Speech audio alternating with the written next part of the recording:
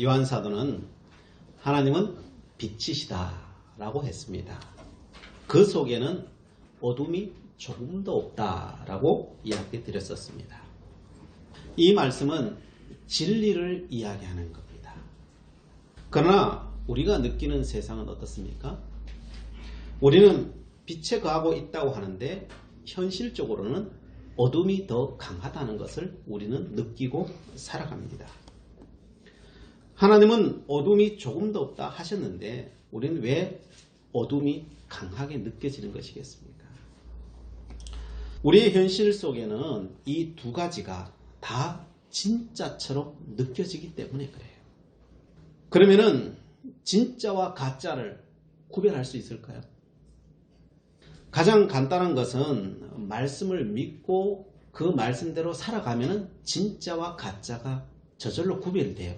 왜? 경험하면은요, 저절로 구별돼요. 그런데 우리는 이성적으로 항복당하지 아니하면요, 아무리 말씀이라고 해도 그것을 믿으려고 하지 않아요. 그래서 그 실천을 안 해요. 이게 한계예요, 한계. 자, 그러면 진짜와 가짜를 구별하는 방법에 대해서 제가 알려드리겠습니다. 가짜는요, 없애면은 없어져요. 그러나 진짜는 없애도 없어지지 않아요. 이게 비밀이에요. 지난 찬양 예배 시간에 유기성 목사님의 간증을 제가 읽어드린 적이 있습니다. 다시 한번 읽어드리겠습니다.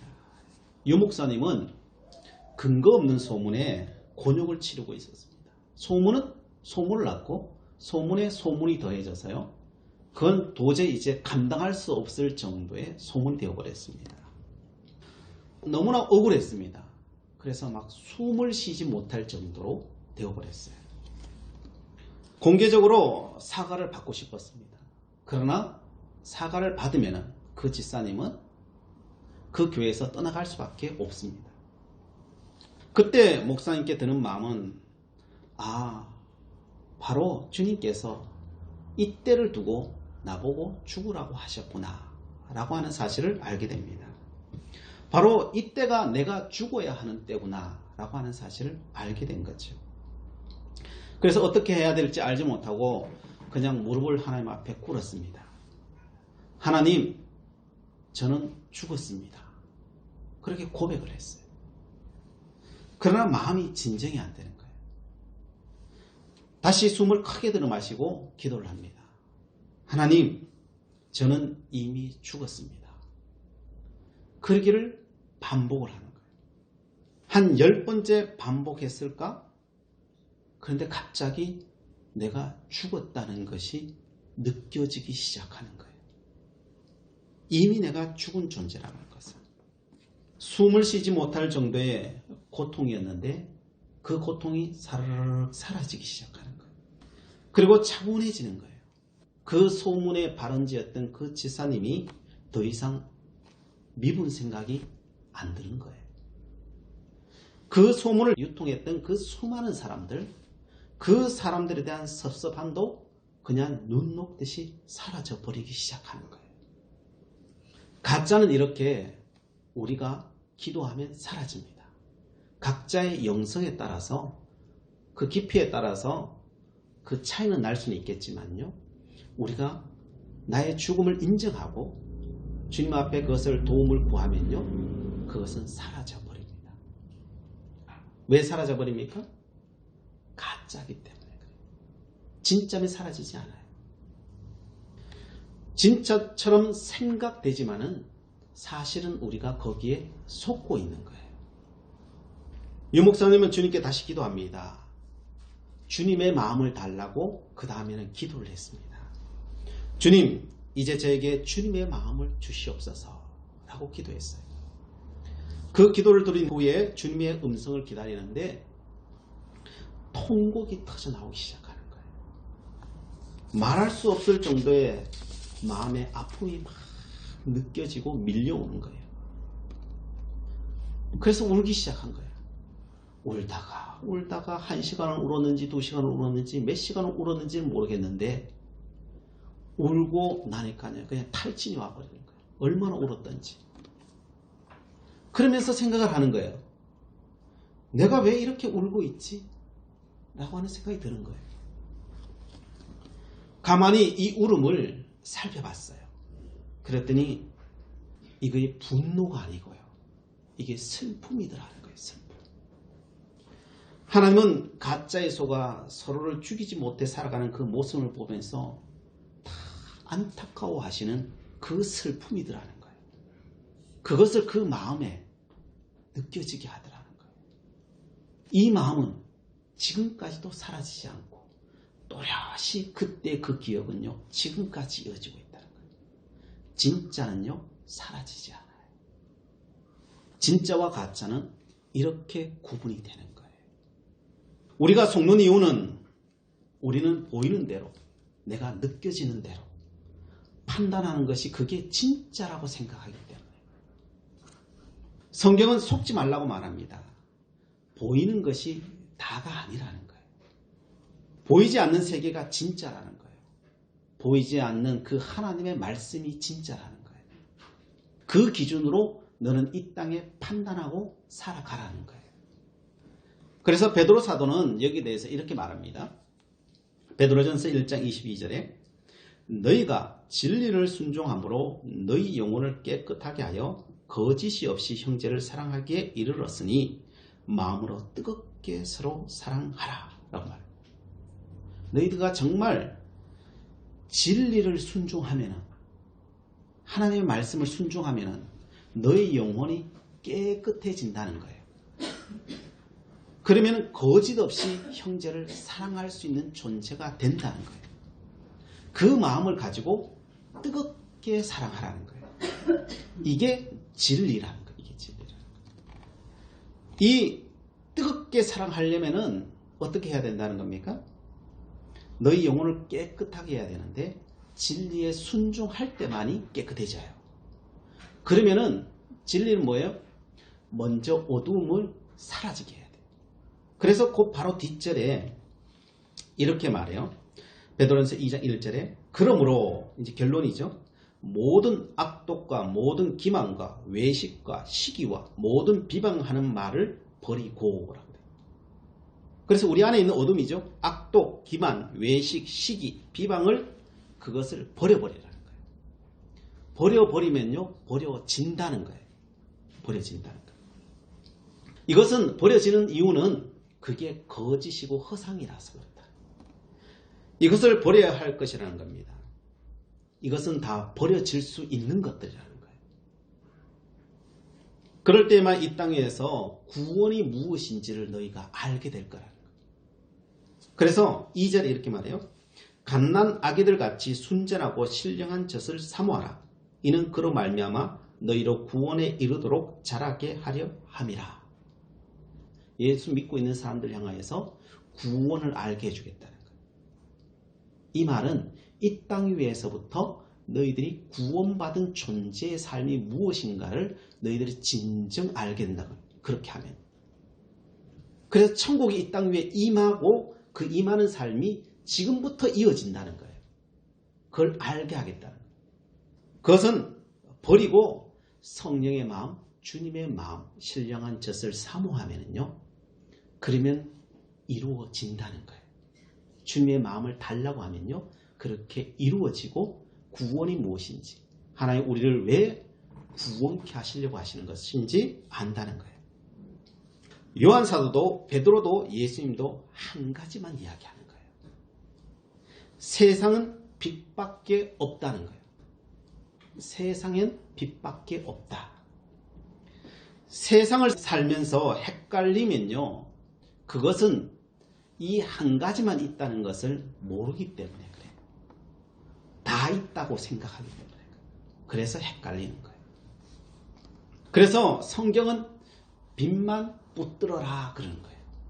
다른 말로 이것은 사랑만 붙들어라 라고 하는 거예요. 사랑의 눈으로만 봐라 그러는 거예요. 다른 것은요 다 버려라 하는 거예요. 그것은 다 거짓이다.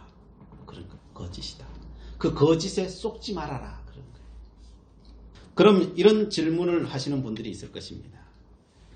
우리가 느껴지고 경험되어지는 것은 그런 아무런 의미가 없다는 것입니까?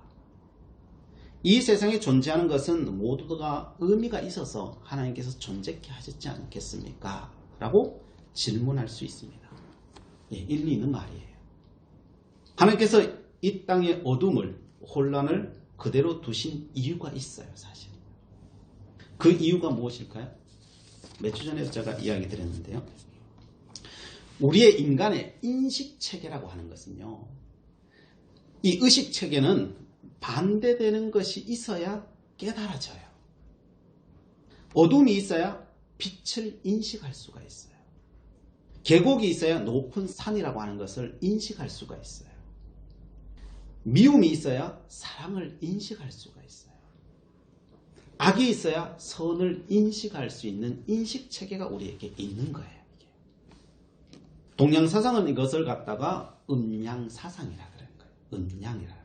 그럼 우리 태극기 중간에 음양이 있죠. 그죠? 그래서 음양이 서로 밀면서 돌도록 되어 있어요. 이게 돌면서 뭐가 나왔냐? 오행이라고 하는 것이 나온다 그러죠. 그래서 화수, 목금, 토가 나오는 거죠. 기본 물질이죠. 그것이 또 움직여서 삼라만상이 된다라고 보는 게 동양사상이죠. 사실 진리는 거의 같이 접해져 있어요. 하나님은 그래서 동산 중앙에 뭘 만들어요? 선악을 알게 하는 나무를 만들어요. 선과 악이라고 하는 것을 음양을 만드는 거예요. 왜? 그것을 통하여 우리는 인식할 수 있기 때문에 그래요. 그래서 선악과를 두셨습니다. 하나님께서 선악과를 안 두셨으면 우리가 죄를 짓지 않고 고생도 안 해도 되는데 왜 선악과를 두셔가지고 사람들 죄짓게 하고 고생스럽게 하느냐라고 사람들은 말합니다. 이 이야기는 한편으로 맞는 이야기지만 한편으로는 사실 몰라서 그런 거예요.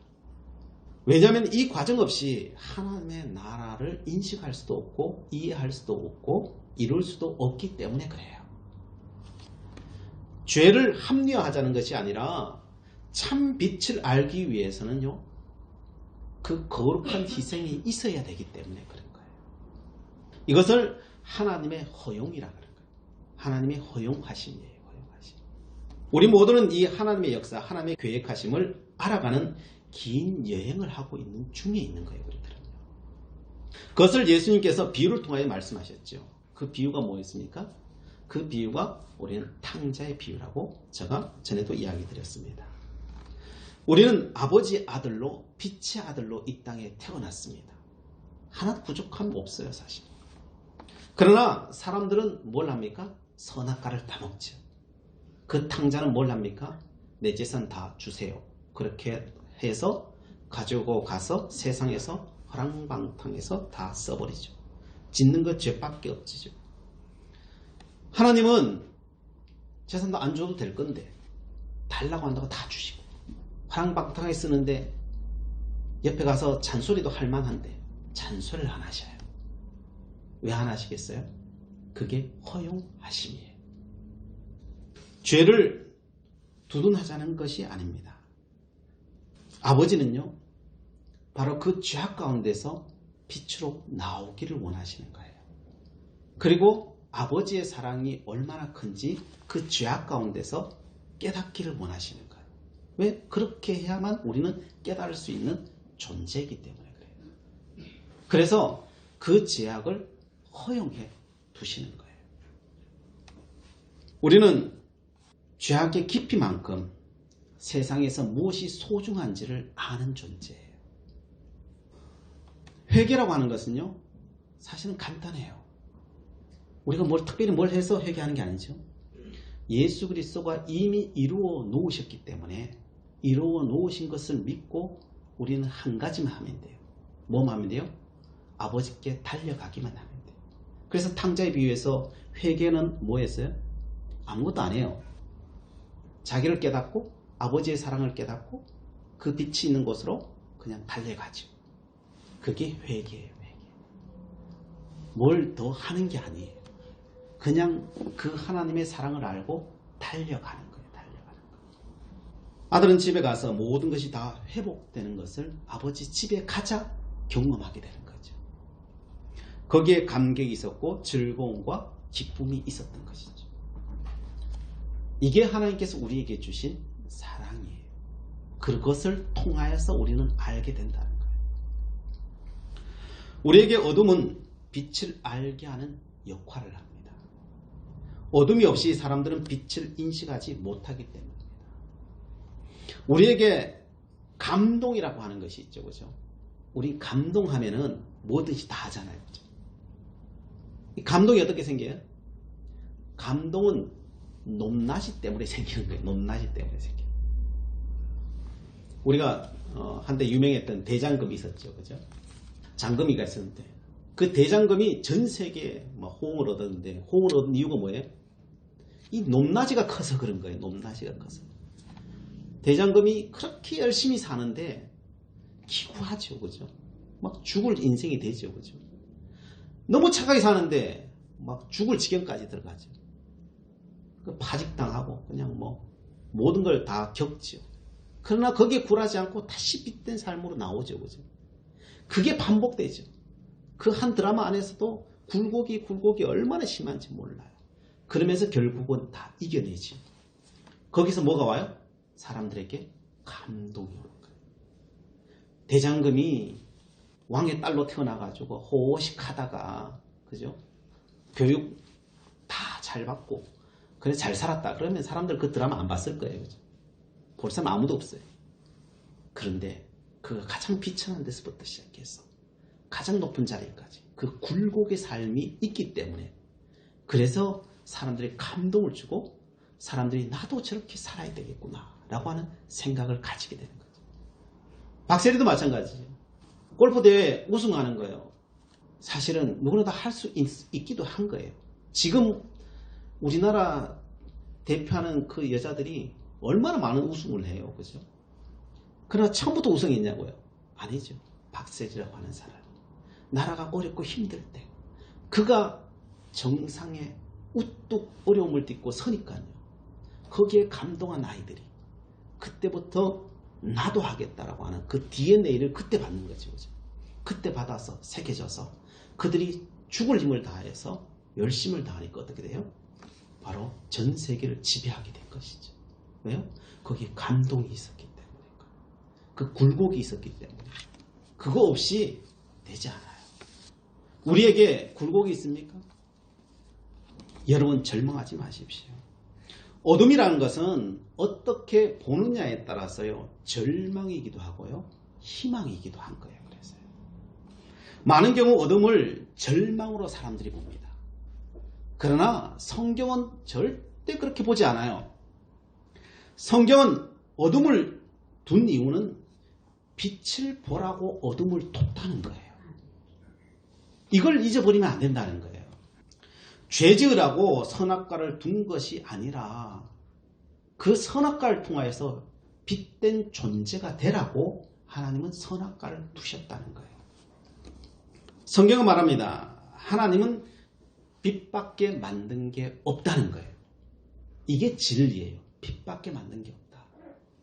성도 여러분, 그래서 어둠의 깊이만큼 빛이 숨겨져 있다는 것을 기억해야 돼요.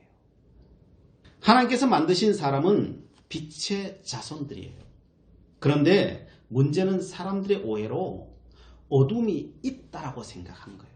왜? 현상적으로는 있으니까. 어둠이 있다고 생각해요. 그래서 그 가짜에 다 쏘아버리는 거예요. 그래서 어둠이 있는 것처럼 되어버린 거예요. 그래서 빛이 드러나지 않는 거예요. 우리가 어둠이 있다고 생각하면요, 빛이 드러나지 않아요. 어둠이 없다고 생각해야 빛이 드러나요. 내가 무엇인가 결정해야 돼요. 빛을 선택할 것인가 어둠을 선택할 것인가는 내가 결정하는 거예요. 그래서 세상 가운데 어둠이 짙은 곳이 있잖아요. 짙으면 짙을수록 사실은 그 속에 뭐가 있는지 아세요? 빛이 많아요. 더 큰 사랑이 많아요. 이것을 믿음의 눈으로 보지 못하면요, 우리는 사랑하지 못해요. 왜? 어둠을 그냥 어둠으로 봐버리기 때문에. 어둠이 더 짙다는 이야기는요, 그 속에 빛과 사랑이 더 응축되어 있다는 소리예요. 그것을, 그 어둠을 깨뜨릴 수만 있다면요, 그 사람에게 놀라운 역사가 일어나요. 그렇습니다. 하나님께서는 빛을 드러내시기 위해 허용된 그림자, 그 어둠을 허용해 놓으셨다는 겁니다. 이 땅에 있는 한 이 어둠은요, 끝나지 않아요. 우리의 인생이 끝날 때까지 이 어둠은요, 여러분 끝나지 않아요. 왜 끝나지 않을까요? 우리는 빛을 찾아야 될 존재이기 때문에. 그래서 우리에게서요, 이 땅에서요, 어둠은 절대 사라지지 않아요. 이 땅에 종말이 있을 때까지요, 절대로 하나님은요, 그 어둠을 거두지 않아요. 왜요? 우리는 빛을 찾아야 될 존재이기 때문에 그래요. 그래서 성경은 이렇게 표현하지요. 이 어둠은 성경적인 표현으로 사탄이라고 이야기해요. 그래서 요한계시록 보면요, 땅이 끝날 때 하나님은 그 어둠, 그 사탄을 무저갱에 집어넣는다라고 이야기하는 거예요. 그래서 오늘 본문에서 가장 큰 계명 논쟁을 율법학자들과 하고 있는 것을 볼 수 있습니다. 예수님이 대답하시는 거예요. 기가 막히거든요. 그러니까 서기관이, 율법학자가 자기가 가장 궁금한 거, 자기가 지금까지 연구한 거, 이걸 예수님께 여쭤보고 확증하기를 원했던 것이죠. 그래서 예수님께 묻습니다. 모든 계명 중에 으뜸되는 것이 무엇이냐고 묻습니다. 그러자 주님께서는 마음을 다하고 목숨을 다하고 뜻을 다하여 하나님과 이웃을 내 몸처럼 사랑하라 라고 하는 말씀을 하십니다. 빛이 무엇입니까? 빛이 사랑이라는 거예요. 사랑이 빛이고 빛이 사랑이에요. 말을 그냥 다르게 했을 뿐이에요. 하나님께서는 사랑해서 세상을 만드셨다는 거예요. 그래서 우리 모두는 사랑받기 위해 태어난 사람들이고 사랑받게 줄 것이 없는 사람들이에요. 우리는 사랑을 받아야 살 수 있는 존재예요. 그러자 율법학자는 예수님의 이야기를 딱 듣고요, 맞장구를 칩니다. 맞습니다. 내가 구약 성경을 그렇게 연구했는데 이거밖에 없었습니다. 이 율법학자는 대단한 사람이죠. 진리를 꿰뚫고 있는 사람이죠. 그러자 예수님께서 말씀하십니다. 너는 하나님의 나라에 멀리 있지 않다라고 이야기하십니다. 예수님께서는 이 정도 했으면 야, 다 왔구나 이렇게 말할 법도 한데 그렇게 말하지 않고 멀리 있지 않다고 합니다. 왜 멀리 있지 않다고 했겠습니까? 이 진리는, 이 빛과 이 사랑은요, 이것은 머리로 하는 게 아니에요. 뭘로 하는 걸까요? 네, 삶으로 사는 거죠. 사는 거. 이 서기관은 머리로는 알아요.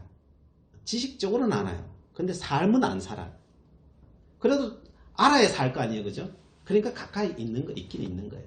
그러나 살지 않으면요, 사랑하고 그 빛 가운데 살지 않으면은 아무 의미 없는 거예요. 그래서 멀지 않다라고 이야기하는 겁니다. 진리는 사랑밖에 없습니다. 그래서 사도 바울이 이렇게 말합니다.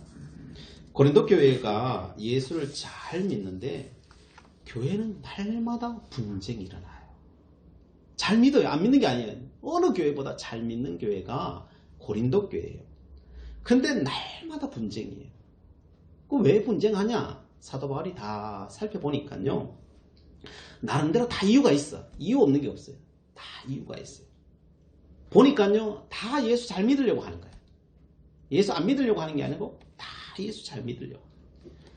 그런데 예수 잘 믿으려고 하는데 자기가 아는 대로 교회를 잘 세우고 예수 잘 믿으려고 하고 있더라는 거예요. 다들 열심히 하려는데 결과가 이렇게 나왔을 뿐이에요. 이게 고린도 교회의 모습입니다. 고린도전서 13장 한번 찾아보겠습니다. 고린도전서 13장 279장 우리 1절 한번 읽어보겠습니다. 시작.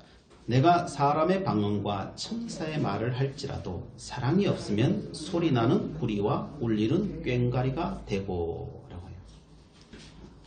여기 있는 사람이 뭔 말을 했다고요? 사람의 방언과 천사의 말을 했다는 거예요. 고린도 교회 교인들이 다른 거 이야기한 게 아니에요. 사람의 방언과 천사의 말을 했다는 거예요. 가서 이야기 들어보면은 틀린 이야기가 하나도 없어. 다 맞는 이야기예요. 다 맞는 이야기예요. 천사의 말이니까요. 그 천사의 말이 뭔 빈틈이 있겠어요? 빈틈이 없어요. 천사가 와도 이길 수가 없어. 그 말에. 이길 필요도 없죠. 왜? 맞는 말을 하니까. 맞는 말을 하기 때문에 뭐 이기고 말고 할 게 아니에요. 천사가 와도 그 문제가 해결이 안 된다는 거예요. 왜? 옳은 이야기를 하기 때문에. 자, 2절 한번 읽어보겠습니다. 시작. 내가 예언하는 능력이 있어 모든 비밀과 모든 지식을 알고 또 산을 옮길 만한 모든 믿음이 있을지라도 사랑이 없으면 내가 아무것도 아니요. 이 말은 뭔 내용이냐면요. 예언하는 능력이에요. 봐라. 내일 이런 일이 일어날 거야. 봐라. 저 사람은 이런 생각을 하고 있고 저 사람은 그렇기 때문에 이렇게 하고 그래서 이런 현상이 일어날 거야. 이게 예언이에요. 그죠? 이게 예언이에요. 그래서 귀신같이 알아맞혀요. 그래서 뭐가 쌓여요? 지식이 쌓여. 봐라. 내 말하는 대로 됐지. 내 말하는 대로 됐지. 다 됐지. 이게 예언이에요. 그 말이 1000번 맞았다고 해도 사랑이 없으면 그건 아무 의미 없다는 거예요. 아무 의미 없다. 자, 세 번째 3절 읽어보겠습니다. 시작. 내가 내게 있는 모든 것으로 구제하고 또 내 몸을 불사르게 내어줄지라도 사랑이 없으면 내게 아무 유익이 없느니라. 날마다 주님의 이름과 주의 교회를 위해서 헌신이 얼마나 대단한지 자기의 몸을 그냥 불사를 정도예요. 야, 이 정도 헌신하면요 대단한 거죠. 그런데 이렇게 헌신한다고 해가지고 그게 진리냐? 그건 아니라는 거예요. 거기에 사랑이 빠졌다면은 그것을 사랑 없이 그것을 어떤 목적을 향하여서 했다면은 그게 진리가 아니라는 거예요. 사도 바울은 이것을 한마디로 정리했습니다. 왜 우리가 이렇게 혼란스러웠냐? 이것은 다 자기의 자아 때문이라는 거예요. 자아가 뭐라고 말했어요? 제가 눈에 얘기했지? 내 옳음이에요. 내가 옳다고 생각하는 거예요. 내가 옳다고. 이게 자아예요. 왜 옳은데 틀렸을까요? 하나님 보시기에는 나는 다 맞는데, 천사의 말처럼 맞는데, 그 예언이 1000번 예언했는데 1000번 다 맞았는데, 근데 왜 틀렸다고 말할까요? 9절 10절 한번 읽어보겠습니다. 9절 10절 시작. 우리는 부분적으로 알고 부분적으로 예언하니 온전한 것이 올 때는 부분적으로 하던 것이 패하리라. 왜냐하면 우리의 옳음이 틀린 게 아니고요. 옳음이 다 맞아요. 사실이에요. 그러나 그게 진리가 아니라는 거예요. 부분적으로는 다 맞는데 전체적으로 보면 다 틀리다는 거예요.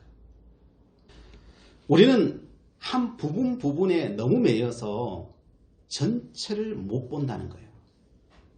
우리는 틀린 일을 하기 때문이 아니라 다 맞는 일을 하고 있는데 나는 맞는 일을 하고 있다고 다 쏟고 있다는 거예요.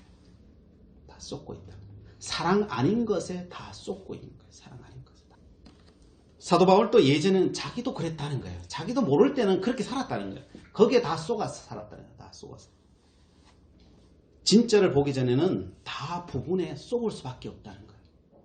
그래서 11절에 이렇게 말합니다. 함께 읽어보겠습니다. 시작. 내가 어렸을 때는 말하는 것이 어린 아이와 같고 깨닫는 것이 어린 아이와 같고 생각하는 것이 어린 아이와 같다가 장성한 사람이 되어서는 어린 나이의 일을 버렸노라 라고 되어 있죠. 사도 바울이 장성해 보니까 빛밖에 없다는 것을 알고 사랑밖에 없다는 것을 알고 보니까요 다 쏘았구나. 이걸 알게 됐다는 거예요. 진짜를 봤다는 거예요. 그러니까 다 쏘은 거랍니다. 그래서 12절 13절 한번 읽어보겠습니다. 시작. 우리가 지금은 거울로 보는 것 같이 힘이 아나 그때는 얼굴과 얼굴을 대하여 볼 것이요 지금은 내가 부분적으로 아나 그때는 주께서 나를 아신 것 같이 내가 온전히 알리라.